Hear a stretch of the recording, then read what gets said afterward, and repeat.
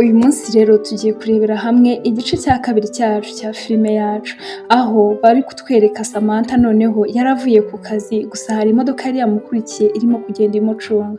Wibuke yuko mu gice cya mbere twarangirije aho yaramaje gushwana n'umugabo we ndetse yimukiye kwa Mike. Mike rero yaje kumuha akazi no muri kampani ye, kandi mwibuke neza yuko Mike na mbere hose yakunze Samantha, gusa yaje gusanga afite urugo cyangwa se yubatse, aza kubipoa nyine arabyihorera. Rero nyuma yaho bakomeje kuba inshuti, ari naho akomeje kumufasha nyuma yo gutandukana n'uwari umusheri we cyangwa se wari umugabo we, yakomeje kumuba hafi amuha akazi ndetse aza no kuba mu nzu iwe. Barakwereka rero ubuzima bwarakomeje, Samantha atangira akazi ndetse bakajya bahurira mu rugo nyine bavuye mu kazi bose. Samantha yateguye agateka, bakarya bakishima ndetse bakanaganira, nyine ubona noneho ubuzima rwose burimo buragenda bwegerana kandi buri umwe wese yishimiye kuba ari hafi y'undi.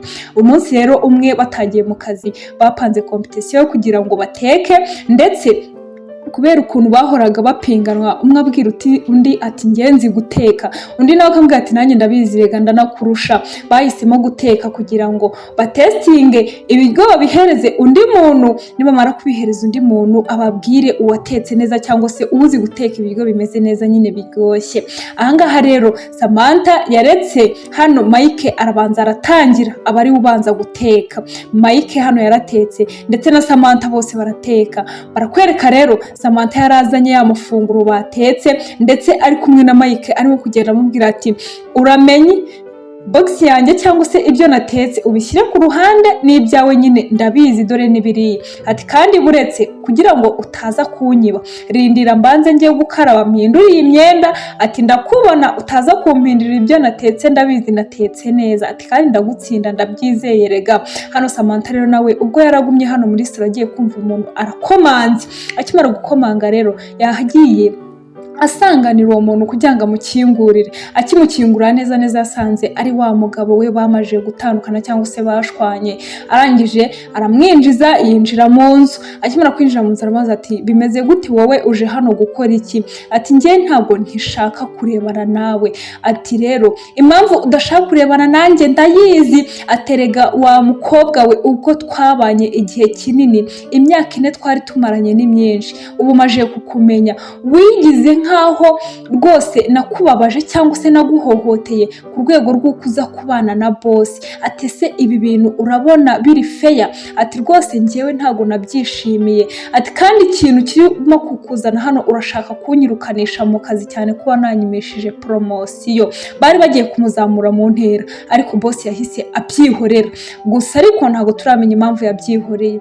Hano rero Mike yahise amanuka araza, akimara guhindura ibyo yari yambaye, amaje kuza asanga hano wa mugabo wa Samantha. Arangije amubwira ati ngwino tuganire rero nanakubwire ku bijyanye na promotion yawe. Ati promotion yawe barayikansorinze kubera yuko bamenye yuko ufitanye ibibazo n'umugore wawe. Ati kandi ikindi cya kabiri urumva ntago twashyira umuntu mu kazi tuzi neza ko afite ibindi bibazo, ntabwo twakizera yuko akazi ari bugakore neza nyine nk'uko tubikeneye.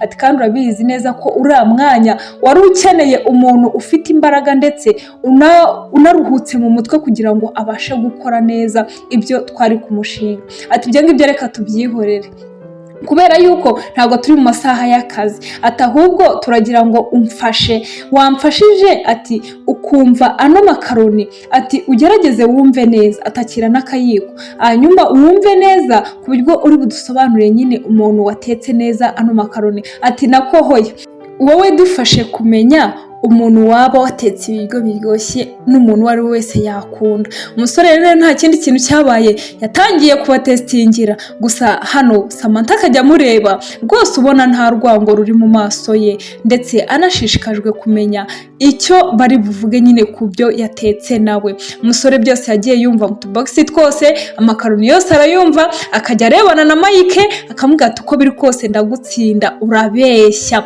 Hano rero umusore yari yitegereje ndetse abaha igisubizo. Barakwereka rero yaratashye ajya kuganira na wa mushuti we. Mushuti we arangije atangira kumubwira ati urabizi neza ukuntu nagiye ngiye kubaza impamvu batampromotinze ati noneho ahubwo bakampa ikizamini cyo kumva ngo watetse neza. Umusore yarabyumvishe rwose aravuga ati rwose wahuye n'akarengane. Hano yaraje araryama, uburiri buramwanga buramujabuka, arangije akajya yicara agatekereza ibintu byinshi ndetse no gusinzira biranga pe. Naho abandi nabo hano rwose bari muri enjoy, barishimye kubera ko byibuza iteka Mika yahoraga yifuza kubona Samantha iruhande rwe, nubwo bitamuhiriye nyine agasanga yari yubatse, ariko ubu ngubu byibuza uragaragara yuko arimo gushyiramo imbaraga nyinshi kugira ngo arebe yuko yamwegukana. Ahangaha rero undi nawe rwose inzoga zamubanye inzoga, ari kwiyahuza udushoti twinshi ndetse akicara akabitekerezaho. Match yayishyizeho ariko ntari kuyireba, ibitekerezo byabaye byinshi nyine nawe urabyumva. Nyuma yuko rwose umukobwa amajije kumuta bisa nkaho agiye kumera nk'umusazi, hano rwose ntabwo yabyiyumvishaga ndetse yatangiye no kujya ahagarara akazenguruka mu nzu yose akivugisha ndetse akenda no kurira, ari gutekereza icyo yakora.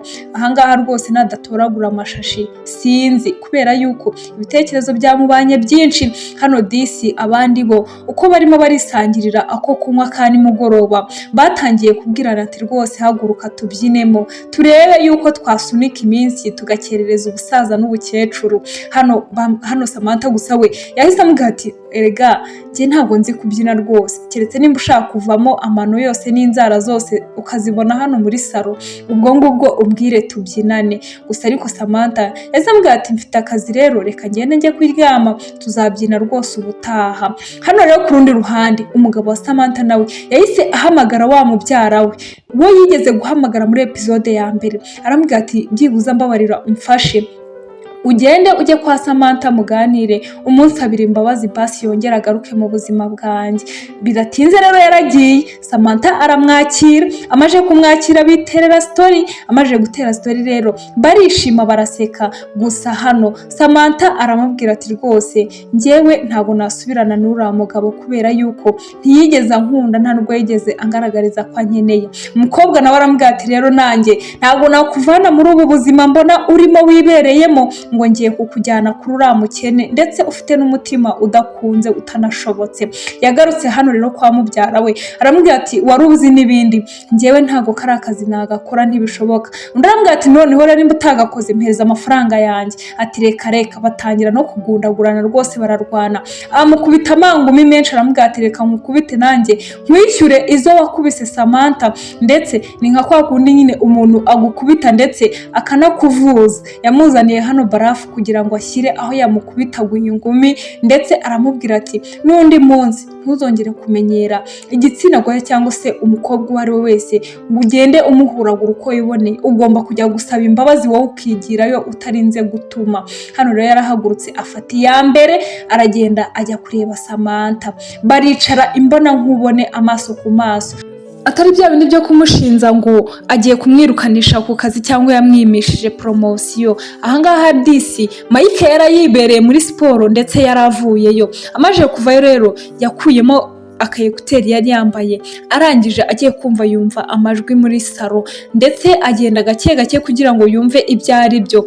Mu kugenda gake gake rero yagiye arumva yumva neza neza ijwi n'iry'umuntu azi, kubera yuko yarazi ukuntu umugabo wa Samantha avuga. Gusa yumva barimo baraganira asa nkaho ari gusaba imbabazi, amubwira ati rwose umbabariye ntabwo byazongera kumera nabi. Ati rwose rero nimba ari byo waje kumbwira ibyo byihorere, ese ubundi mbere hose ntago wandebaga. Hano rero urabona yuko hano Mike bari barimo baramureba, Samantha yari arimo kumureba ko ari inyuma y'urugi. Arangije rero akomeza kuganira n'umugabo we, aramubwira ati rero njyewe ibyanjye nawe byararangiye rwose, sinzi nimba hari andi mahirwe nabihereza. Uno rero yahise yumva ko ari aferi z'imiryango, aravuga ati rero ibingibi ntago nabyivangamo, reka nisubirire mu gasiporo, ntacyo byari bintwaye njye kwikaragira agafiriti hariya rwose ngabanye amavuta. Ahangaha Samantha yakomeje kuganira n'umugabo we, uko baganira umugabo asaba imbabazi, gusa Samantha yari yakaniye. Ahangaha rwose nta n'ikintu yashakaga kumva, nta n'icyo yashakaga ko akomeza kumubwira. Samantha aramubwira ati rega njyewe ninjya no kongera gushaka ntabwo nakongera kuguhitamo rwose, njyewe rwose narazinutswe umunsi wazamuye akaboko kawe ukankubita urushyi ukansohora mu nzu yawe ijoro ndetse nkagusaba n'imbabazi ngo ngende bwakeye ukanga. Ati rwose ntabwo nagaruka mu maso yawe, wanyeretse yuko nta rukundo mfite ndetse narwo uzongera kungirira. Hano disi umugabo yakomeje gusaba imbabazi ariko biba by'ubusa, birangira gutyo Samantha amukatiye. Hano rero Mike yarongera aragaruka yiviriye muri siporo asanga Samantha yamutegereje, mwibuke yuko yari yamubonye arimo kumviriza nyine ku rugi. Ahangaha rero yahise amuhereza amazi, aramubwira ati akira amazi unywe, undi aramubwira ati turakoze cyane. Ati rwose bimeze gute ko mbona wishimye urimo guseka? Ati reka nkuremo rwose, nari mvuye muri siporo nigeze kuza numva murimo muraganira. Undi aramubwira ati oya ibyo ngibyo wikirirwa ubimbwira, ndabizi nyine yaraje kundeba ariko namukatiye nyine byarangiye ubu ngubu njyewe nawe. Ahangaha rero Samantha yahise amubwira ati ariko se hari ikibazo njye nawe tubaye tugerageje umubano nyine tukagerageza tukareba uko bikunda?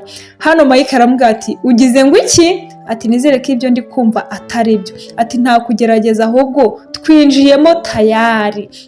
Samantha yarahagurutse yegera Mike arangira aramubwira ati rwose ndagushimiye kubw'iminsi wari umaze urimo kumfasha, ariko byibuza ikintu kimwe naguha n'umutima wanjye kugira ngo ubone yuko njyewe nkushimiye byimazeyo. Hano Mike yarahagurutse aramubwira ati rwose iri jambo nari nditegereje cyane.